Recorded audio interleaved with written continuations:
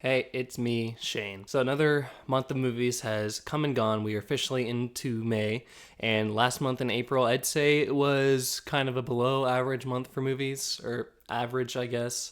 I saw 6 new releases in April, and basically I'm just going to go through all of them, give my thoughts, and give you a ranking. I'm going to talk about them from which one I liked the least to my favorite of the month. And now that we're into May, let's look back on April and I'll go over everything I saw in April of 2026. Starting off in last place out of 6, we have The Devil Wears Prada 2. It's obviously the sequel to Devil Wears Prada, stars Meryl Streep and Anne Hathaway and Stanley Tucci.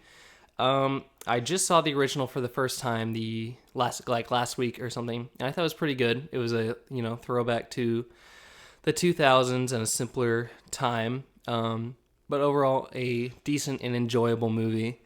But I could tell kind of from the first trailers that this new one was going to be a cash grab.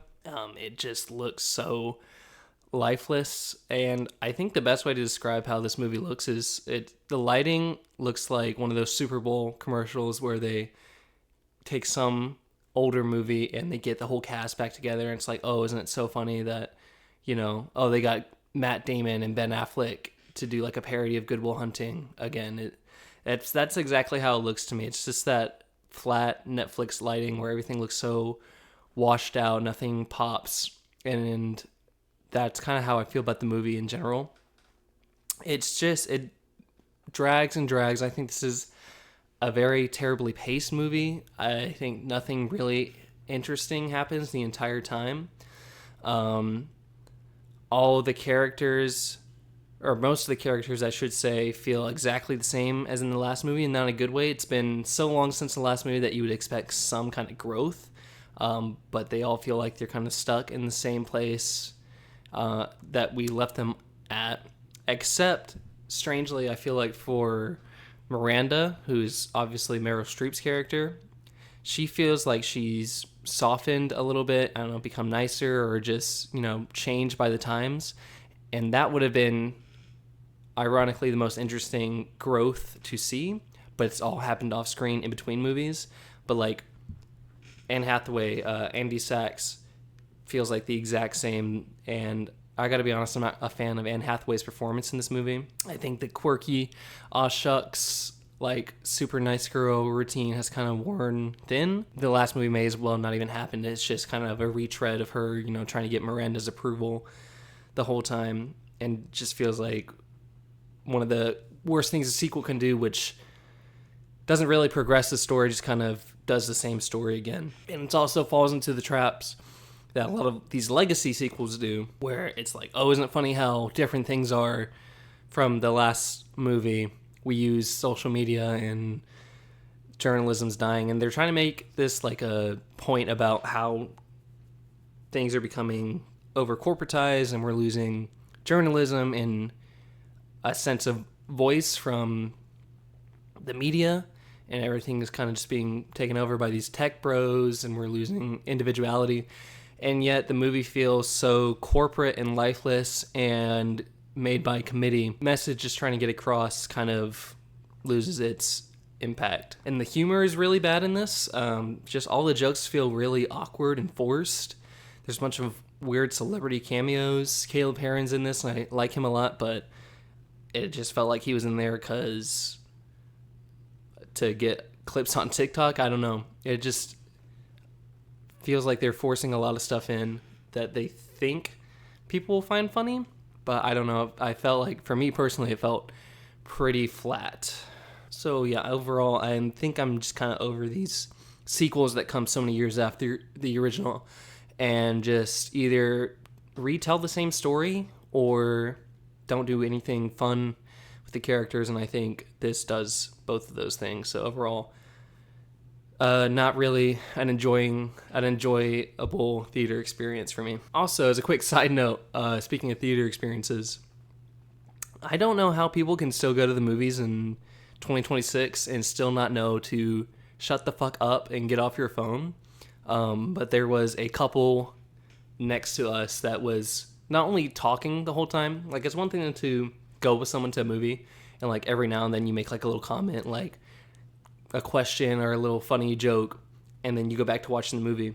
It's a whole other thing to have a full-on fucking conversation and dissection analysis of every scene as the movie's going on, and then to pull out your phone and start scrolling Facebook in the middle of the movie. I mean, they say it like 20 times in the pre-movie ads and stuff, so I don't know how maybe they think it doesn't apply to them. But yeah, PSA, if you're going to a movie, you can stand to, not talk or be on Facebook or Instagram for 2 hours. You're going to live, so yeah. Anyways, let's get into the next movie. Next was Lee Cronin's The Mummy. They made a point to say this is not connected to Brendan Fraser's Mummy franchise, which has a new installment coming out either, I think, next year or 2028. But they really want to let you know this is its own standalone mummy story. And the thing is, it's not really a mummy story. It has an Egyptian, packaging to kind of connect it to what you would think is a mummy movie. But really, it's more of The Exorcist meets The Evil Dead. And Lee Cronin did work on The Evil Dead, the remake, I believe. And I'm pretty sure this was originally a script written as an Evil Dead movie, but for whatever reason, it wasn't part of Evil Dead, and they said, what can we turn this into? And they gave it the Mummy name, I guess, to get a little bit more marketing value, to kind of come up with a franchise that people were familiar with, which obviously didn't work out because this is doing pretty bad at the box office. But yeah, when you think of a mummy movie, you're thinking of, Egypt, of the mummy walking around in bandages, adventure, creepy, Egyptian mythology, anything like that. This is more just like a possession movie, and a really generic one at that for the most part, until it turns into Evil Dead at the end, and that's kind of fun, but the overall surrounding story is just so boring that by that point I don't care, and I just want the movie to be over. There is some creepy moments, and like I said, the Evil Dead-esque climax of it is pretty good, but it's too late at that point. There's some pretty bad acting in this from pretty much everyone, and the characters are even stupider than the performances, the way they're written. The setup for this is basically this little girl goes missing in Egypt, and then 10 years later, her parents are notified that they found her, but she's a mummy. She's basically a mummified little girl. She's a walking corpse. And yet, they're somehow allowed to take her out of the hospital while she literally has, lesions all over her body, and she's, basically a decayed corpse, and fly her back to Albuquerque. And they're just trying to tell everyone that she just had a rough experience, but she's fine when she's literally decaying. Just trying to justify that she's normal, when very obviously it kind of breaks the tension when you see the ridiculous of the situation, that there's a literal corpse in the house and they're just acting like everything is okay. Maybe if this was more of a horror comedy, that would work, but when it's trying to be seriously suspenseful, that kind of takes you out of it. And also there's just this really boring police investigation side story mixed with a boring family main story. It's just a dull, another badly paced movie. If you could have cut this down by 30 minutes, condensed some stuff up, it could have been a pretty decent horror movie, I think. Change the title to something else. It's not a mummy movie. But as it is, it's not a very good movie. Then we have Michael. Obviously, this is the Michael Jackson biopic that has been in the works forever. Honestly, kind of surprised me it took this long to make a Michael Jackson movie.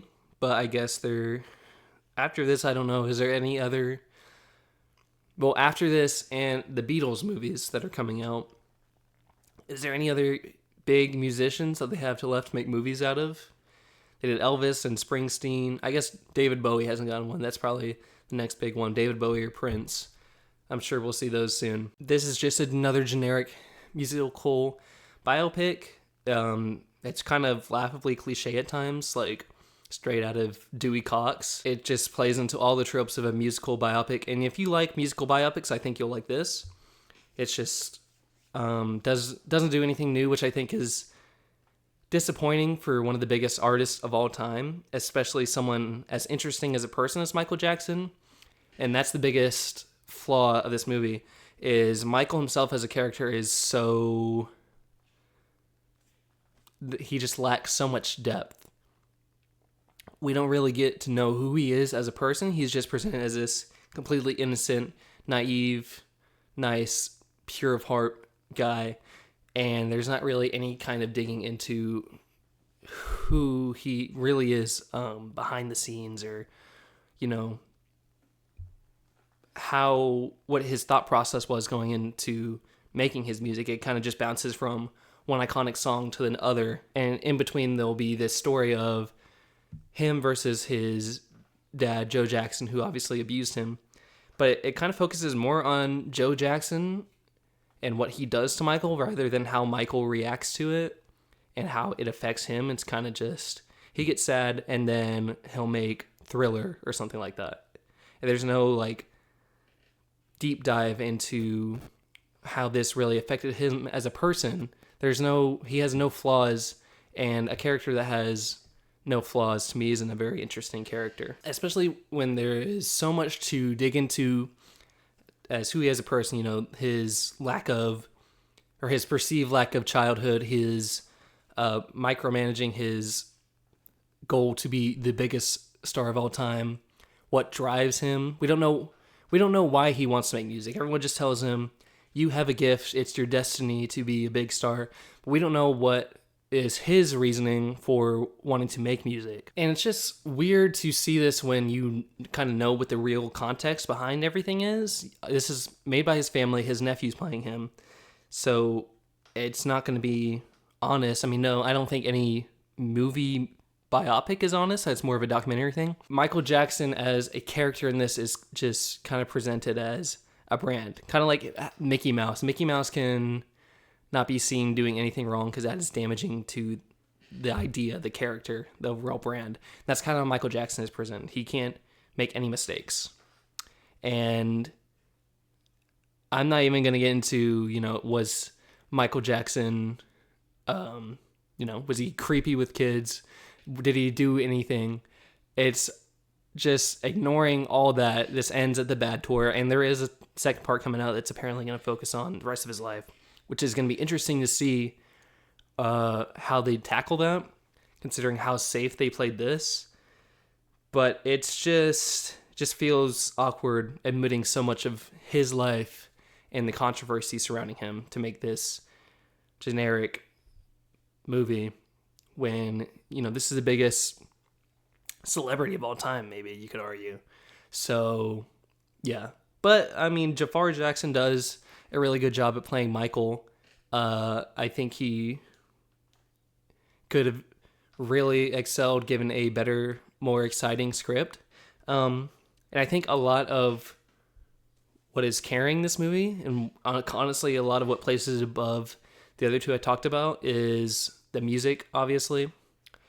When that's not really a credit to the movie. I mean, Michael Jackson is obviously created some of the most iconic songs of all time. So when you're playing that music, it's obviously just going to boost the overall appeal of the movie. And the concert scenes are done really well. I think seeing this does make you feel like you're there in person in concert.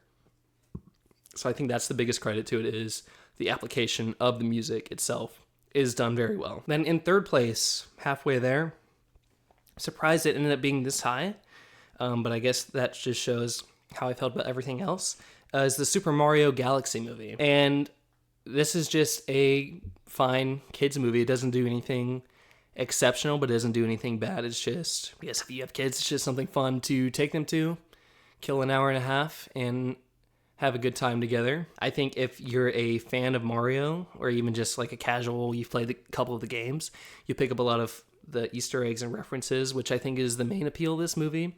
You're not going into this for the story, because there really isn't one. It's kind of just bouncing from one thing to the other. There isn't really a deep or even decent story, which I don't think kids or Mario fans are really expecting that from this. They just want to see stuff from the games on the big screen. And if you do want that, that's fine. It's just, if you're looking for more, it's not going to be here.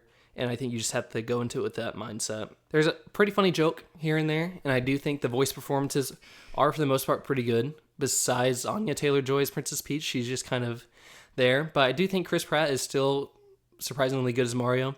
And I especially think Jack Black and Charlie Day as Bowser and Luigi are really good. They really suit those characters, and those are great castings. Childish Gambino's in this as Yoshi for pretty much no reason except, I guess, the meme value that Childish Gambino is playing Yoshi. But Yoshi himself is a fun addition. It's just weird that they cast such a big name actor to say Yoshi over and over. Overall, though, like I said, it's just like kind of a meh story. It's a fine movie.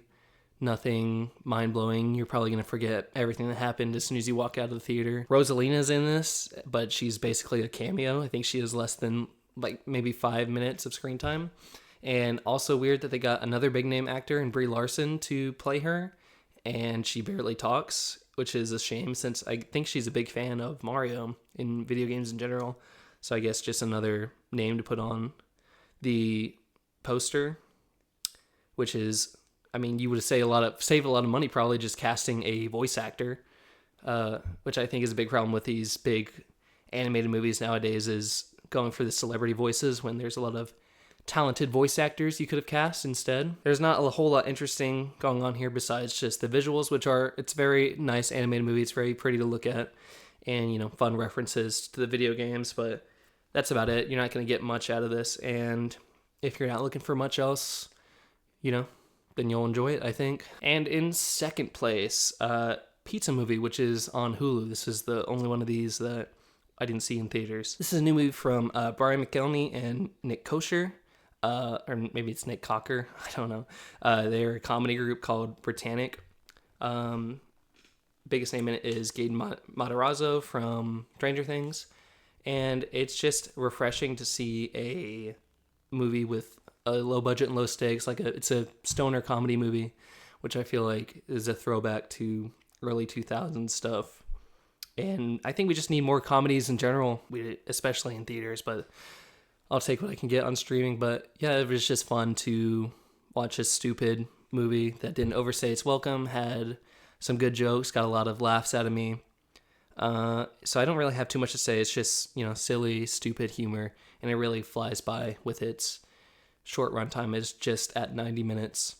I think Gaten Matarazzo, I think he honestly might have the most potential outside of Sadie Sink. He might have the most potential to have a long acting career, just because I think he has a lot of charisma and he has good comedic timing. He's very funny in this, so I think he'll go far. The actor who plays the villain in this, his name is Jack Martin. He's also really good, and I've never seen him in anything. He does a great job of being funny and intense at the same time.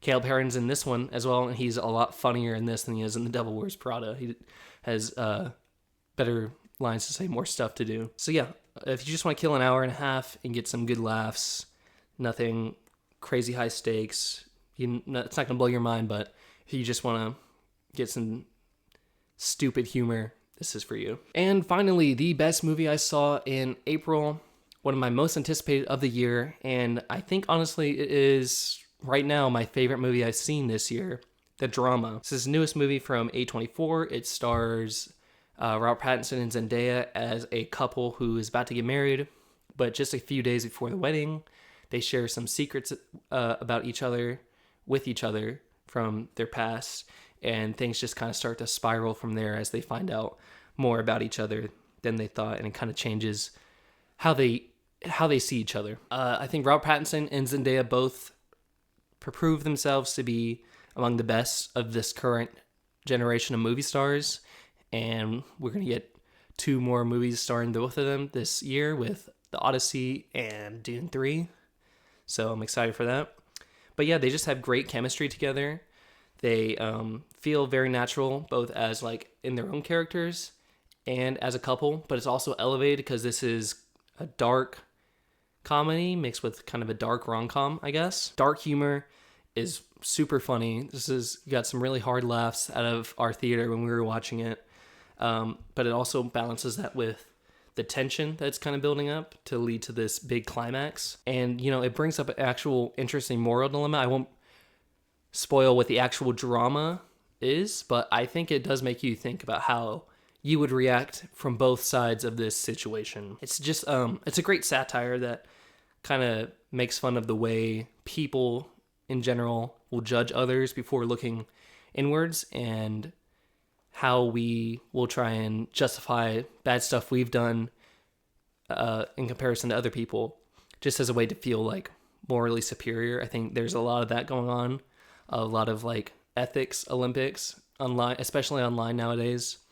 Everyone's done, fucked up shit, but as long as we have someone else who's done something that we perceive to be worse, then we can feel better as a person. And the editing and the visual choices that go into this add to both the comedy and the drama. So everything comes together just to build up this tension that keeps boiling and boiling until it spills over in this crazy ending that definitely my favorite of the year so far. My only warning is there's a lot of cringe-inducing moments, but they're on purpose. There's a lot of moments where I had to like cover my eyes and watch through my fingers just because of the secondhand embarrassment. But that's what the movie wants you to do, just because it's like too real. It's like it's just there's so many awkward moments, and the choices these characters make just will make you feel so embarrassed. But it's part of the movie. It's what they want. It's part of the story. So yeah, the drama I think was pretty close to 5 stars for me. Maybe not at 5 stars, but it's definitely one of my favorites of the year. Definitely my favorite movie of the year so far. And I think it's going to be hard to top it, but we still got plenty of year to go. And with that, guys, that is all the movies I saw last month, April. Let me know down in the comments if you saw any of these movies, what you thought. What would your ranking be of the ones you saw? And yeah, if you like the video, please leave a like, subscribe for more movie content, click the bell so you can get notifications when I upload, and I will see you next time. Thanks for watching.